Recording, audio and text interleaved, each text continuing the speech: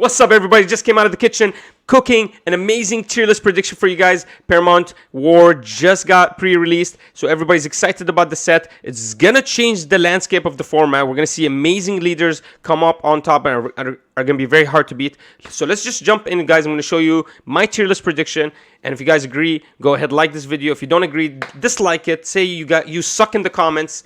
And besides that, guys, go ahead, subscribe. I do daily videos. If you like me or not, subscribe. We're going to do daily content. But yeah, let's jump in, guys. I'll show you guys my tier list prediction, what's going to happen, how the format's going to change, and what leaders are going to come up on top. So let's jump in. All right, guys, here's my tier list. It's a weird tier list, very small. Tier 1 is basically the best decks. There's just so many good decks. I couldn't put them all in S tier, right? But I think these decks are just going to be able to compete with each other very well, and other decks are going to be very hard to beat them. Tier 2 are still strong decks. They're not going to be able to compete. They're going to compete with one, maybe win 4 out of the 10 games, maybe 3-4 out of the 10 games they play. But basically, the tier 1 decks are just going to be much more consistent, much more easily popping off, and just have enough support. Tier 3 obviously are decks that are just gonna be fun to play. You're not gonna get a lot of value from them in the competitive play, but you'll be able to make cool, ideas happen. Cool deck, maybe you can come up with cool strategies like deck milling and stuff like that. But yeah, it's not gonna be very efficient. Rogue decks are gonna be just random decks that I'm not sure about their value yet. Maybe they need more testing, but we're gonna put them in Rogue. So don't think Rogue is 0 tier. I think Rogue have potential. They might just need support. They might just need an amazing pilot, or they just might need some more work in terms of building a good field, or they might just be better in certain matchups than others. For example, maybe a rogue deck sucks against black but is really good against green, right? Because black just controls it so well. But anyways, let's go ahead and jump in. We'll start with Zoro. Obviously, Zoro tier 1. I love this deck. Red got amazing support. Got Curly the Dawn, so he just plays 1-cost characters or cheap characters. Now he doesn't just need Nami to search. He can search with the Dawn now. So he gets 2 searchers. So it fixes a lot of his resource management problems. Also gets an amazing card called Vista. Amazing. Kills anything 3k when it lands. Basically getting rid of small blockers. So allowing you to be very aggressive. Really got a lot of value in this deck. So I think the support it got just made it so insane. The leader is just so good, giving everybody 1k, making all these small characters beefy easily with 1 Dawn, and allowing you to just pressure the opponent with 5k attacks. It's going to be tough to beat this deck once it has a full field and can end games very fast. So I believe this deck 100% deserves a spot in the tier 1. Though Flamingo got a lot of support with blue, he's just going to be easily countered with a lot of decks. I think Ivankov might be able to beat him, just gets more resources out, gets a lot more draw. Ivankov, we know this guy gets a lot of draw out, able to see his whole deck. He's just going to be able to out-resource, I think, Doflamingo. What happens with Doflamingo is, honestly, I think we're going to put him in tier 3. It's just that once he runs out of steam, he really didn't get any support to add more draw. All the support that went was for the Ivankov. So, I mean, maybe Doflamingo is going to be able to use some of that blue support. There was some seven Warlords of the Sea support in the set, but I'm not going to see. I don't think we're going to see Doflamingo as a competitor. He's just going to be outpaced easily. He is going to be able to get a lot of resources out, but I believe once his hand is cleared, he's not going to be able to pick up any more cards into his hand.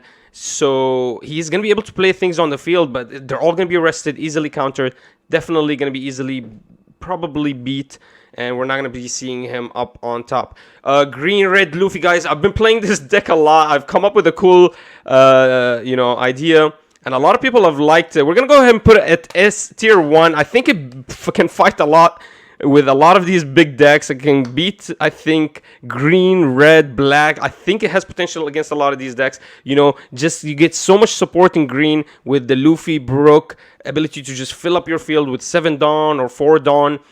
playing up to 3 characters at a time with 7 Dawn, so making the restanding ability actually viable next turn.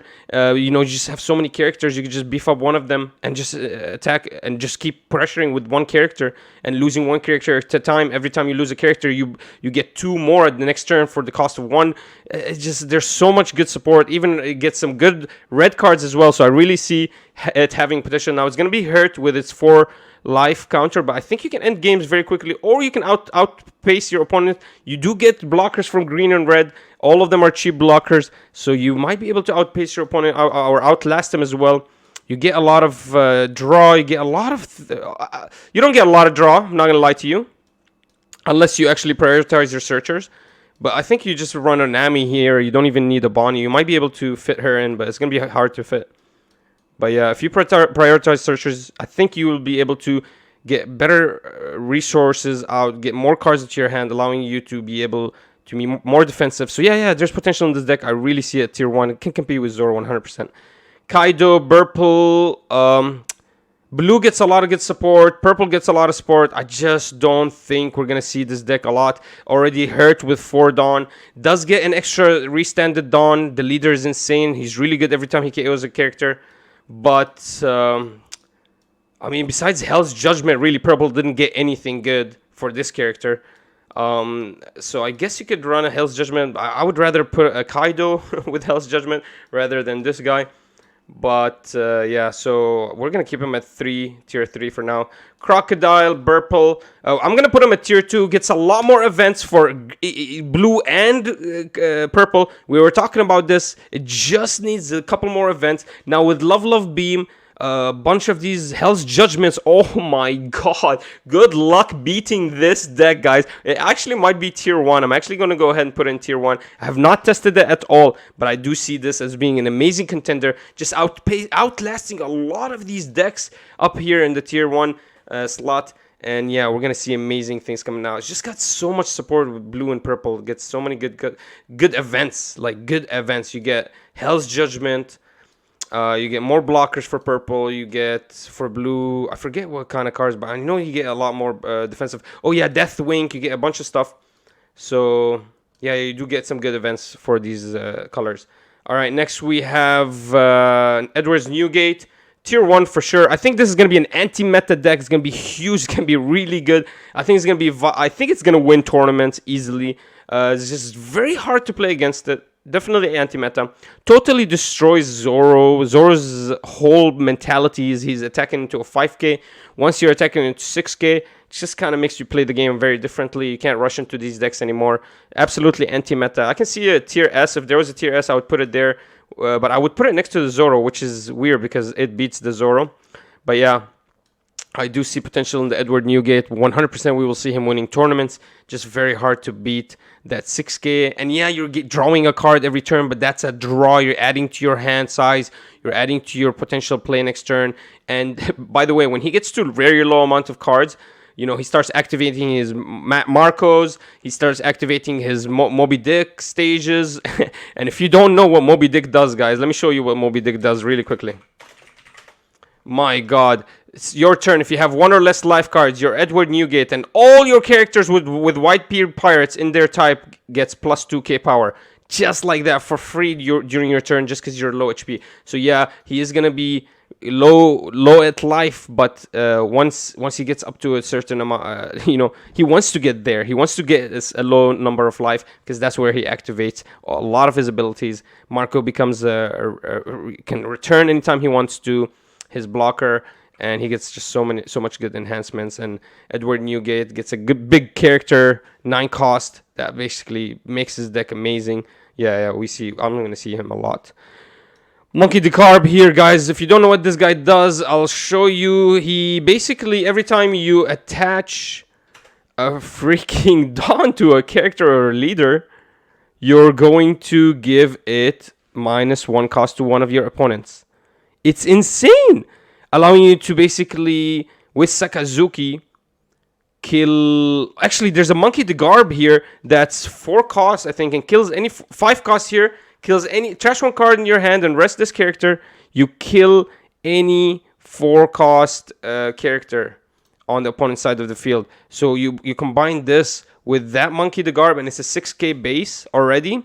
So it's going to be very hard to punch into, and it's going to be basically a blocker when you rest it, and it guarantees you killing an opponent. So what you do is you give this Monkey the Garb 2 or 3 Dawn, lower the cost of one of the characters by 2 or 3, and then activate the Monkey the Garb. So this guy is going to attack a huge attack. Next turn, basically, this guy acts like a Eustace 8-drop with his 6k base. People are just going to be punching into him because with the Monkey the Garb leader, it's just going to be such a big combination. So yeah, 100% we're going to see this guy at tier 1. He's going to be competing. Black gets insane good cards. Red gets Jet Pistol. He gets the best of both worlds in events.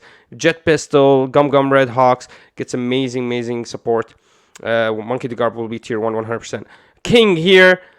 King is... I think what he does is if you have 8 Dawn, you get 1k automatically. Is that what he does? I forget what he does, but you just don't see him. He's not getting direct support. I guess the leader just okay. If you have 10 Dawn cards, you get plus 1,000, or your opponent characters have minus 1,000. All your opponent characters have minus 1,000.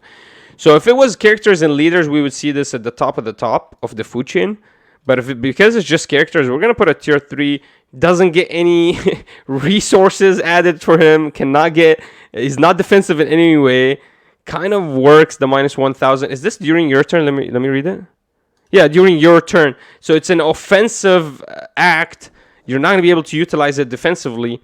No, I don't like the deck at all. We're gonna put it at tier 3. It's not gonna be a competitor. Kinemon, guys, tier 1, hands down, nothing. You don't have to mess with it. If you go second, you can play an Okiku turn 1. Insane. You get Kozuki Oden. You can play it for 7 costs. Restander, 8k base. Restander, insane place that when he dies gets more resources. As long as you play Rhizos, you hold on to your resources, make sure you manage them correctly, and you draw with your killer blockers, you're going to get so much big hands, and you're going to be able to outpace your opponents very easily, especially when you drop that Kozuki Oden, or if you drop an 8-drop Eustace. The opponent is just going to be, it's going to be very hard for the opponent to go through and beat those big characters. You're just going to be able to block them easily with all your resource management ability to draw from Rhizos, Killers, Jewelry Bonnies, Kozuki, Monosuke's.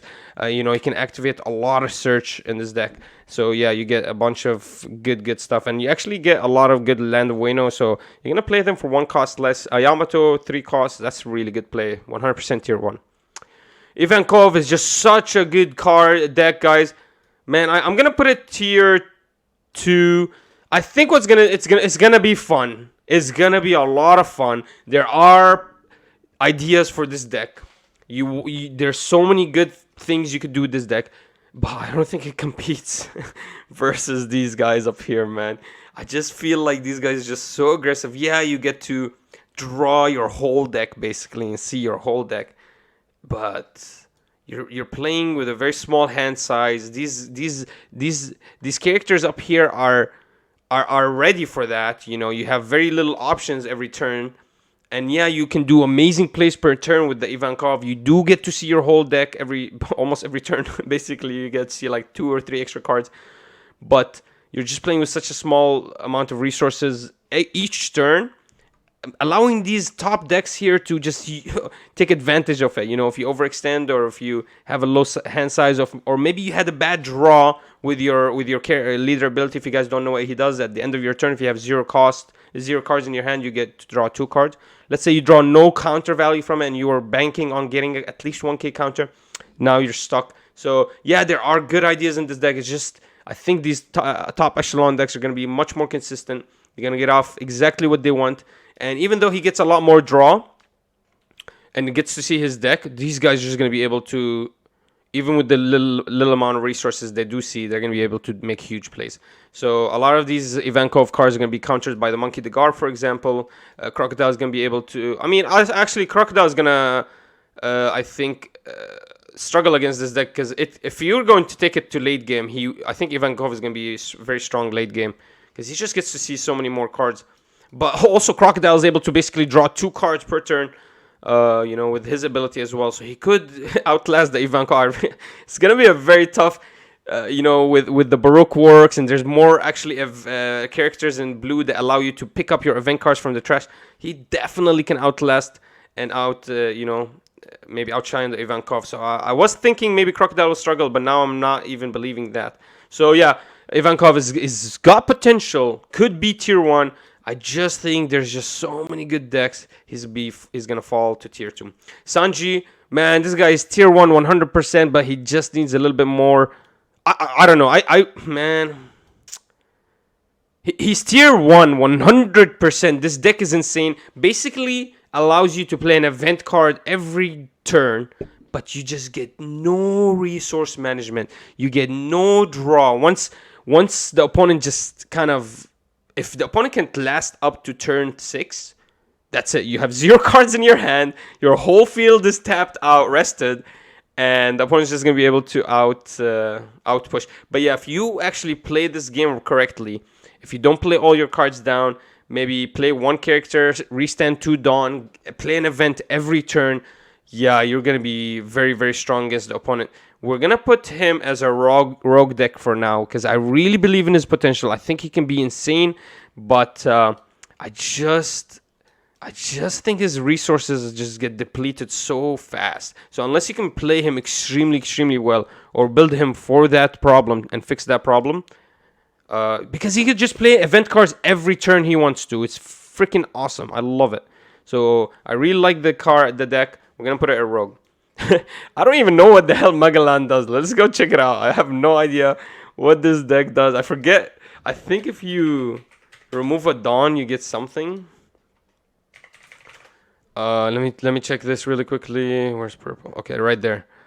Yeah, once per turn, when a Dawn card is returned from the field to the Dawn deck, this leader gains 1k power. It's once per turn. Look, if it was more than once per turn, I think that would have been insane. That would have been. Why would they make it once per turn? And I like it because it's from the Dawn deck. It could be your abilities. It could be the opponent's abilities. Okay, I like it. It's just been completely halted by this once per turn name. I don't know why they did that. They shouldn't have added the once per turn text. That just makes this deck a tier 3. What do you get? 1k extra because you play the purple ability? Okay. Well, Kaido can -7 kill a life. You know? What do you got? A 1k extra? You are 6k now. Good for you, buddy. I mean, I guess it's not horrible. It's a 6k now. I mean, but it's basically a king, right? It's the same. No. Actually, king has more value than him. Actually, king has more value minus his characters. This guy is basically one big attack. Basically, the leader is gonna attack 6k every turn, right? But you don't get anything else. Whereas King actually minuses all the characters on the opponent's side of the field. I don't know. I think King is even better than Magellan. So we're going to put Magellan down here, tier 3. Just not going to be doing anything. Zephyr is insane, boys. Man, Zephyr, guys. Okay, I'm going to put him tier 2, but it's not because I don't believe in him. He's going to be insane. He's going to be insane. No. I really can see him tier 1, bro. Purple and black. Okay, so first of all, his ability is insane, guys. Listen to his ability. His ability is insane. I mean, I don't know how to explain this ability, guys. He attacks you, and when he attacks, you -4, you KO an opponent with 4 costs or less. Or 3... 4 costs or 3? 3 costs or less. What? So, you're telling me 𝐖𝐈, the leader, attack a sideways Eustace kid, and at the same time I'm attacking the Eustace 8-drop. I can -4. So I basically played another blocker for 4 costs. Now I'm minusing the blocker cost that I just played. And then I get +1k and I delete the blocker that Eustace just dropped.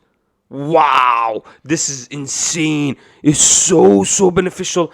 It comes in so clutch so many times.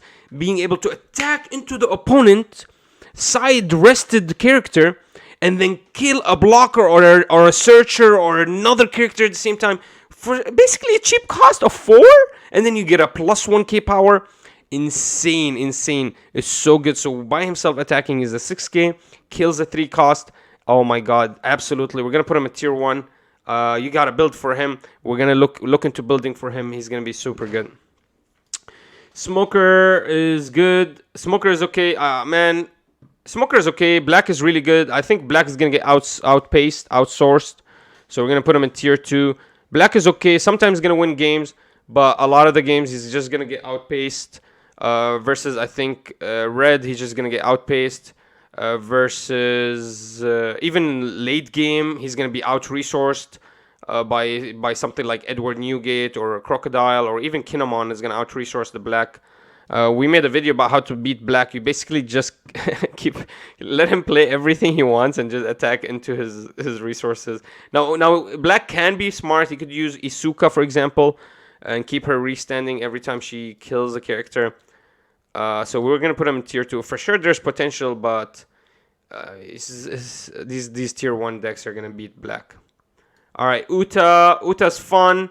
Uta gets a couple more red vanillas, but Uta, no one's gonna play her. Monkey D. Luffy. Monkey D. Luffy is awesome. Monkey D. Luffy gets a lot of support, but Monkey D. Luffy, no one is gonna play him. I haven't played Kid yet, but obviously Kid is Kid. Green gets insane support. We're gonna put Kid tier 2, just because I think, I don't know. Do you think Kinemon beats him?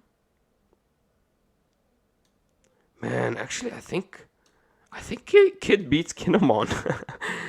Believe it or not, I really believe Kid beats Kinemon. So let's, man, I need to test more, guys. I need to test more. But I think Kid beats Kinemon. And Kid, obviously, Kid is the OP character. He's the only one that can attack twice, making him freaking OP. Gets a lot more draw now with Raizo. I mean, already getting a draw with Raizo, but it gets a lot more stuff to control the opponent with Yamato, making him able to attack twice and make the attack very valuable. Yeah, we're going to put Kid tier 1, 100%. Crocodile is tier 0. No one is playing Crocodile. Just, I mean, why would you play -5 to return a 5 cost character when you can play -4 to kill a cost 3 character? And with Black having ability to reduce costs, imagine how powerful this deck can be. Zephyr. This Crocodile is nothing compared to that deck. Kaido, we're going to put him in tier 2. Film. What does this guy do again? Let me remember. Let me see. Film purple. What does he do again? Once per turn, down -3. Your film type characters gain plus 2k. Okay. Wow. So we do get some more film characters. Guys, I'm looking into this. I think we add this to the...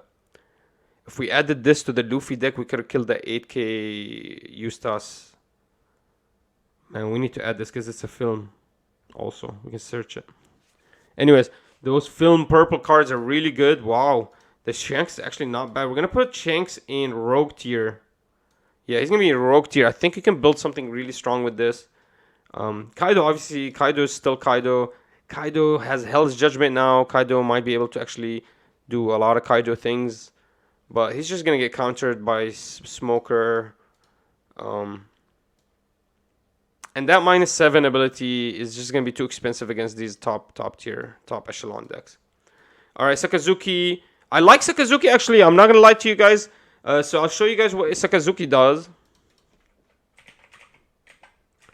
He's basically a Monkey D. Garb, just opposite. So once per turn, you may rest as the designated Dawn, so 3 Dawn. You may trash 1 card from your hand, KO up to one of your opponent's characters with cost 0. So instead of Monkey D. Garb, what he wants to do is he attaches Dawn and then plays a character or activates his Monkey D. Garb to kill a 4-cost character. This one, what he wants to do is he wants to play characters that reduce cost, and then when he finds something at 0 cost, he can kill it.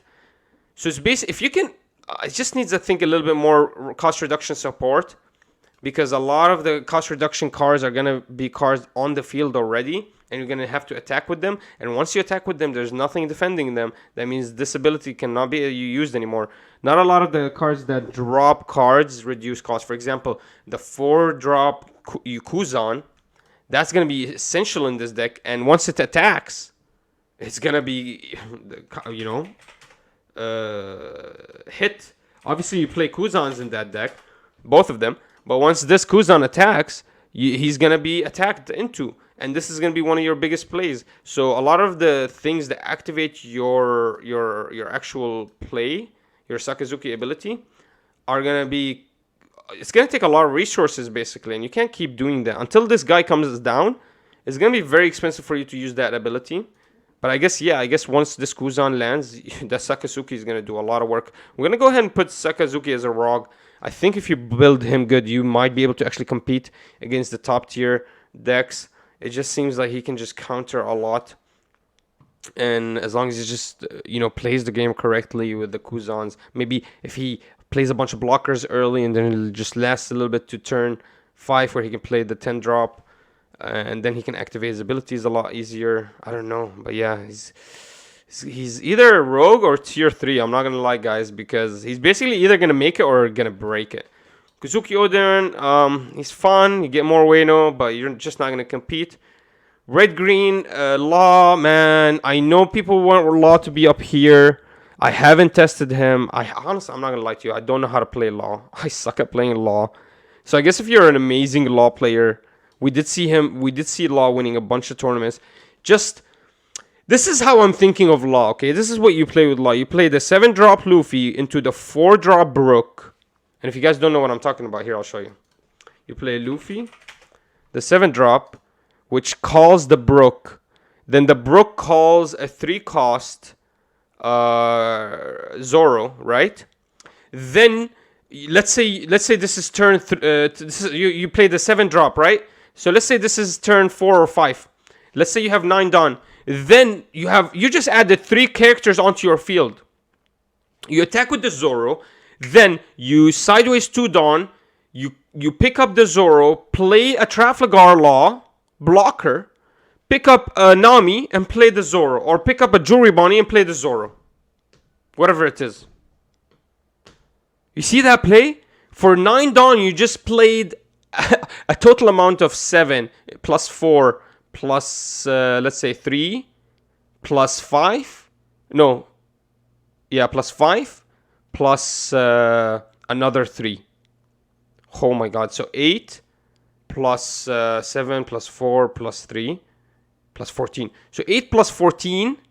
That's 8 plus 14. What is that? 26? 26 Dawn play? Are you kidding me? 26 Dawn play with 9 Dawn. Look at that potential. If you guys don't know what I'm talking about, you play the 7-drop into a 4-drop Brook. And the Brook will call a 3-drop. You play a Zoro. Right. Then you get the Law for 2 Dawn. Because you have a full field now. You can 2 Dawn, you rest, you pick up the Zoro. You play the Law blocker. This one. And then the Law blocker picks up the Jewelry Bonnie and plays Zoro again. I'm telling you, that's a 26 Dawn play and you unlocked it for 9 Dawn. Insane. Obviously, the potential is there. Yeah, we're going to put him in tier... We're going to go ahead and put him in tier 1. Alright, guys, that was it, guys. That was my tier list prediction.